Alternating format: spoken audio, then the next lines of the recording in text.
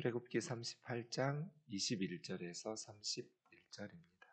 성막 곧 증거막을 위하여 레위 사람이 쓴 재료의 물목은 제사장 아론의 아들 이다말이 모세의 명령대로 계산하였으며 유다 지파 후레의 손자요 우리의 아들인 브살렐은 여호와께서 모세에게 명령하신 모든 것을 만들었고 단 지파 아히사막의 아들 오홀리압이 그와 함께 하였으니 오홀리압은 재능이 있어서 조각하며 또 청색, 자색, 홍색 실과 가는 배실로 수놓은 자더라. 성소 건축 비용으로 들인 금은 성소의 세겔로 29달란트와 730세겔이며 개수된 회중이 들인 은은 성소의 세겔로 100달란트와 1775세겔이니 개수된 자가 20세 이상으로 60만 3,550명인즉 성소의 세겔로 각 사람에게 은 한 배가 곧 반세겔씩이라.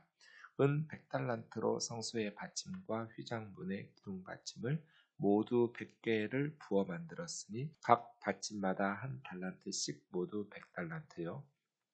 1775세겔로 기둥 갈고리를 만들고 기둥 머리를 싸고 기둥 가름대를 만들었으며 들인 놋은 70달란트와 2400세겔이라. 이것으로 회막문 기둥 받침과 놋 제단과 놋 그물과 제단의 모든 기구를 만들었으며 같이요 뜰 주위의 기둥 받침과 그 휘장문의 기둥 받침이며 성막의 모든 말뚝과 뜰 주위의 모든 말뚝을 만들었더라. 아멘.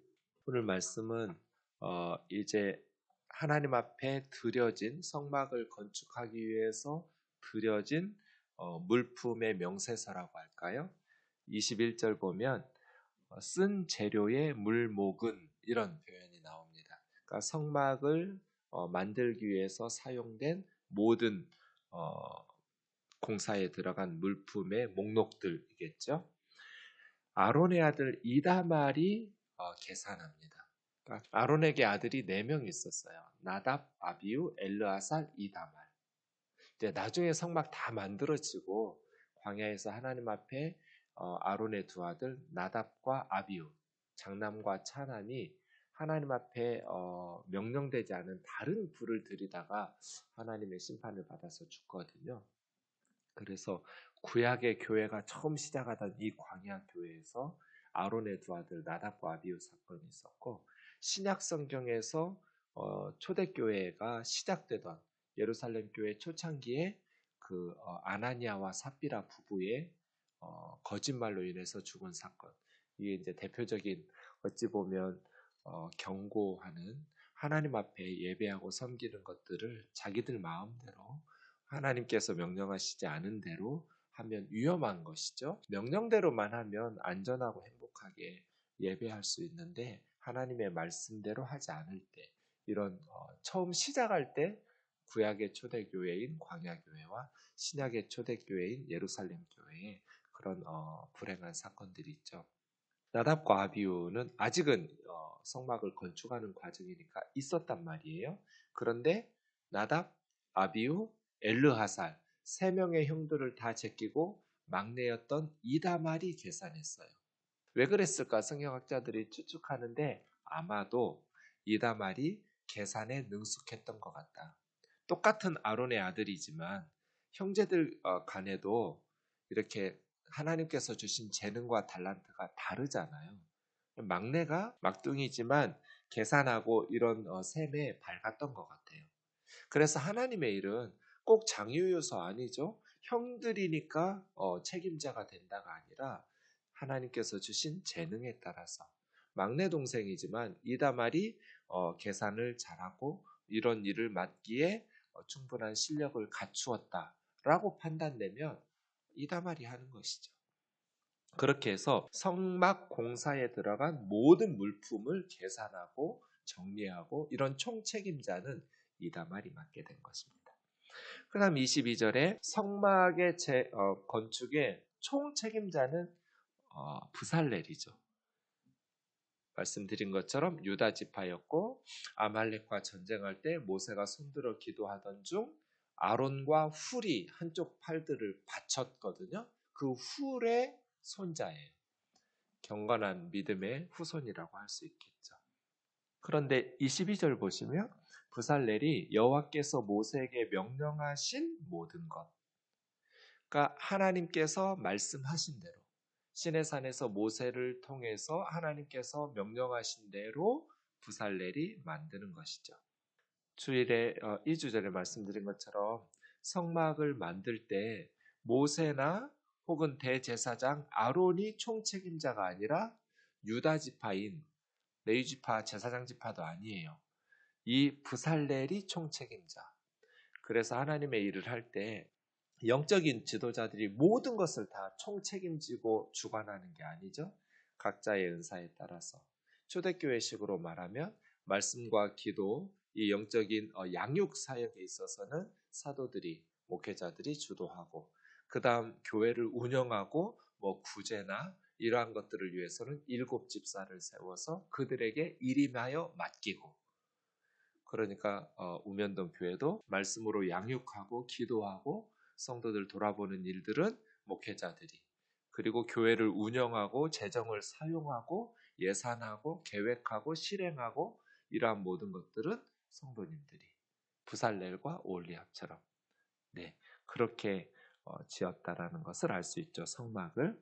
그 다음에 부살렐이 혼자 하는 것은 아니고요. 충실하게 돕는 사람이 있었는데 단지파 아이사막의 아들 오홀리압이라는 사람이 하나님께서 주신 지혜와 총명을 가지고 모든 것들을 함께 만들어가는 것이죠. 팀 사역이죠. 하나님의 일은 함께. 예수님은 혼자 제자들에게 무슨 일을 시킨 적이 한 번도 없어요. 혼자 해도 될 것 같은데 싶은 일들도 꼭 둘씩 짝지어 보내시거나 함께 팀 사역하게 하시죠. 함께 하는 것은 불편하고 더 힘들 수도 있어요. 그런데 하나님의 일은 함께. 나 혼자 독불장군식으로 하는 것이 아니죠. 나머지 사람들은 다 쫄병처럼 부려먹는 것도 아니에요. 하나님의 일에는 더 귀하고 덜 귀한 일은 없어요. 제가 얼마 전에 이제 다음 달에 결혼식 할 후배 전도사님 이렇게 만나서 차 마셔서 교회 이야기 이렇게 하는데 저는 그냥 지나가는 말로 한 거거든요. 우리 장로님들 이렇다고 주일에 운전도 하시고 교우님들 픽업하느라고 이랬더니 깜짝 놀라는 거예요. 장로님이 봉고차 운전을 하고 픽업을 하러 다녀요? 왜? 우리 장로님들 설거지도 하는데 국수도 삶고. 예? 자기는 한 번도 그런 걸 본 적이 없는 거예요. 아니 장로님들이 앞치마 두르고 설거지하고 교회 주일마다 봉고차 하면서 성도님들 픽업하고 각자 은사대로 달란트대로 하시는 거지. 교회 일에는 더 중요하고 덜 중요한 게 없어. 장로님이 해야 될 일이 따로 있고 목사님이 해야 될 일 따로 있고 그런 게 없어. 그냥 각자 하나님 주신 재능대로 교회에 필요한 역할들을 따라서 메꾸는 게 장로님들이고 권사님들이고, 하나님의 일에는 더 귀하고 덜 귀한 일이 없는 거다.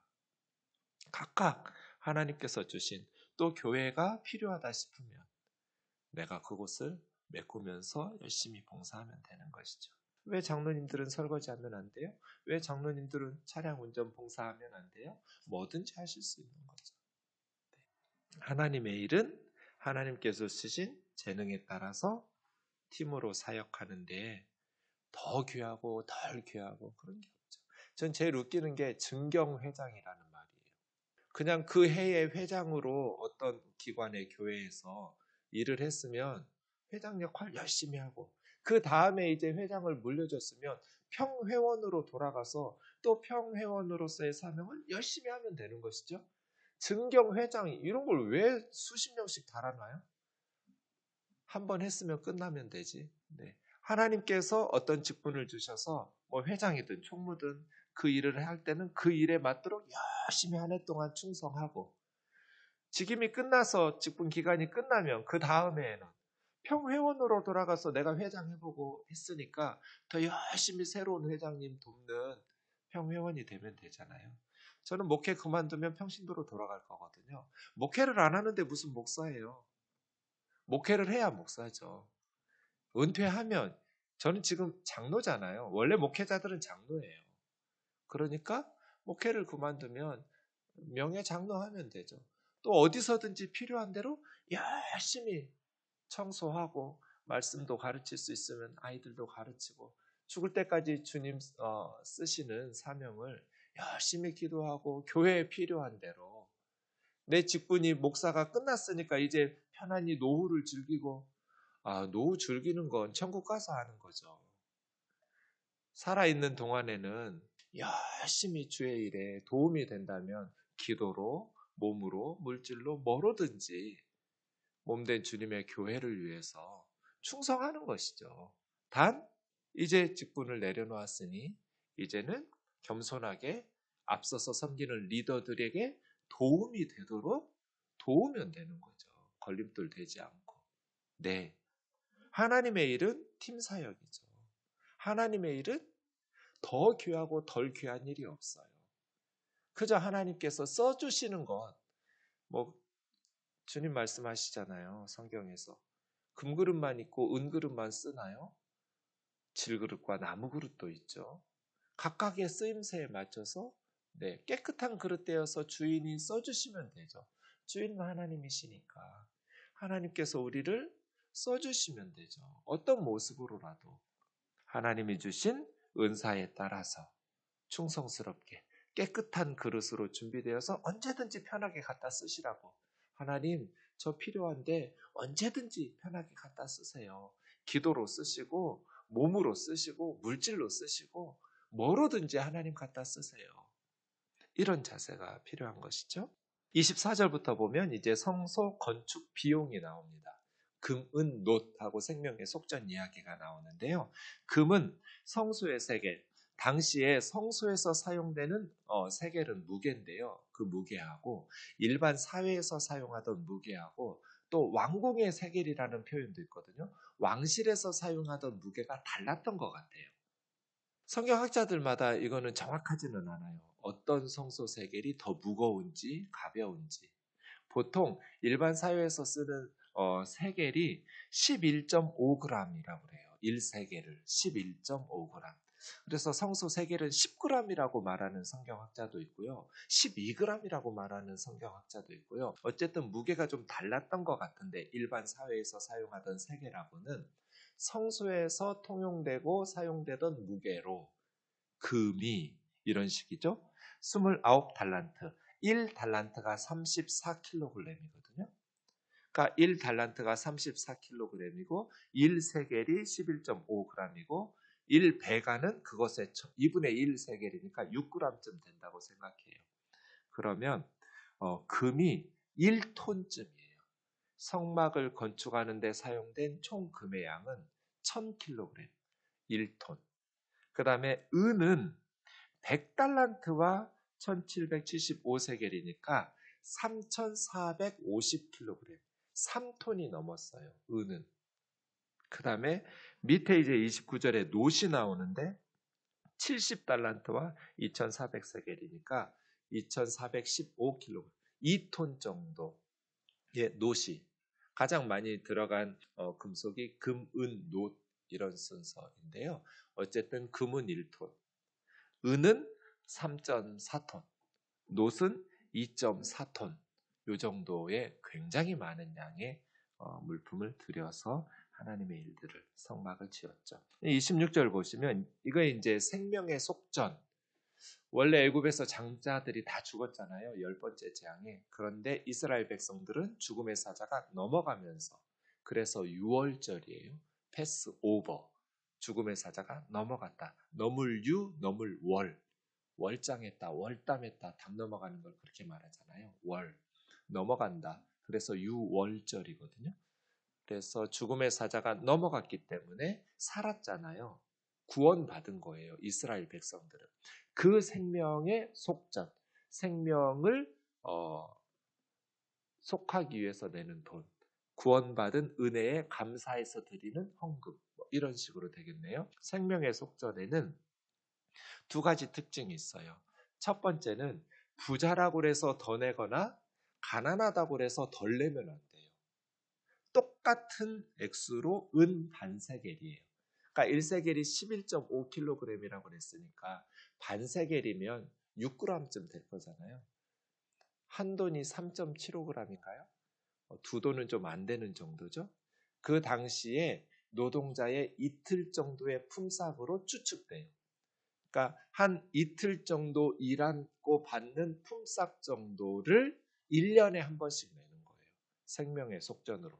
그런데 더 내거나 부자라고 그래서, 그러니까 이건 무슨 뜻이에요? 우리가 구원받은 생명의 가치는 부자나 가난한 사람이랑 동등하다는 거죠.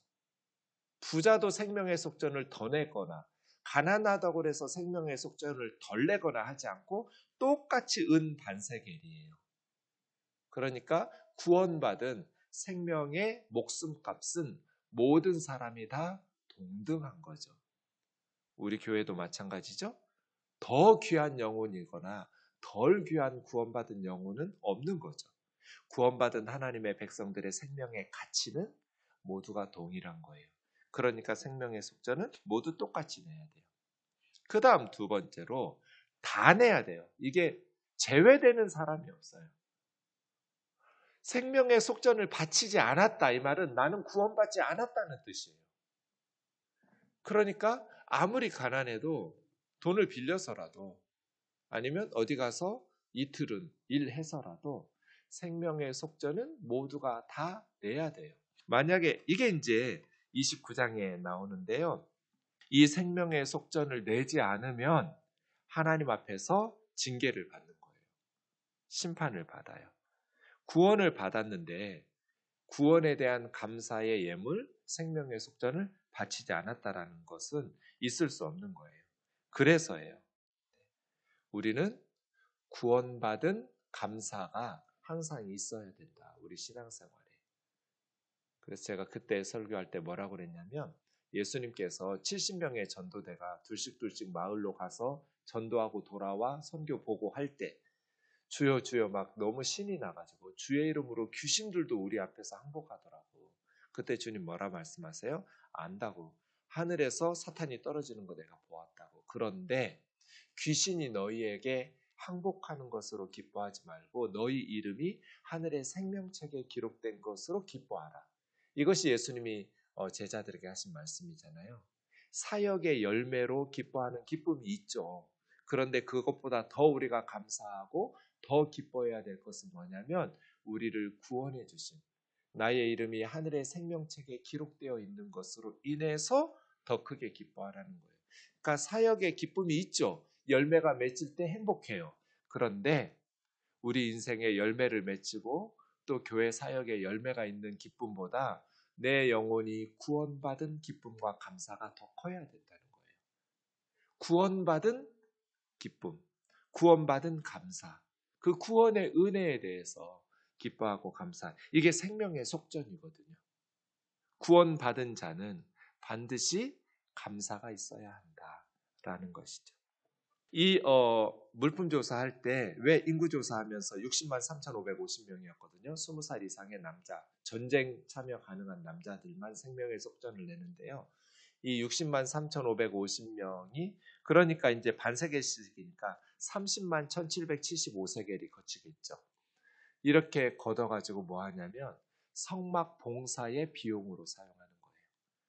성막을 운영하고 또 봉사할 때 사용하는 비용으로 60만 3,550명이 반세겔씩 1년에 한 차례씩 내도록 되어 있는 것이죠. 하나님의 일들을 감당하는 것, 그건 참 행복한 일이죠.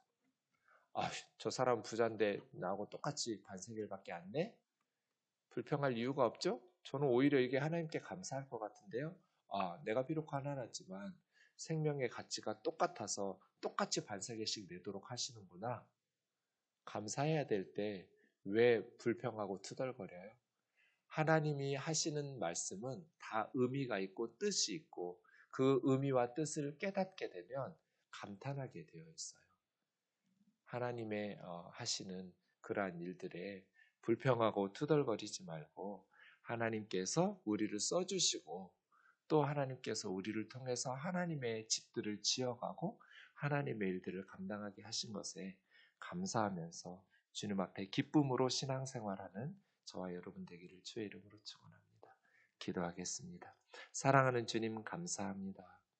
성막은 교회고 시내산에서 언약을 맺은 그들이 처음으로 했던 하나님의 사역이었습니다. 시내산에서 처음 하나님의 사역을 이스라엘 백성들이 감당할 때 성막을 만드는 과정 속에서 우리는 많은 영적인 통찰을 얻었습니다. 하나님의 일은 모두 함께 기쁨으로 자원하는 마음으로 또 유기적으로 질서 있게 하나님께서 세우신 하나님의 사람들을 통해서 함께 더불어 순종하면서 기쁨으로 건축하였습니다. 존귀하신 하나님, 우리 우면동 교회가 하나님의 일을 감당할 때 겸손한 마음으로 서로를 세워가면서 행복한 신앙생활하는 교회 되게 하여 주옵소서. 우리가 부족하지만 부족한 우리들도 하나님께서 사용하여 주시는 그 은혜를 기뻐하고 감사하면서 리더들을 존경하고 존중하면서 질서 있게 충성스러운 하나님 나라 일꾼들 되어 주님 앞에 잘했다 착하고 충성된 종이라 칭찬받는 교회 되게 하여 주옵소서. 예수님의 거룩하신 이름으로 기도하옵나이다. 아멘.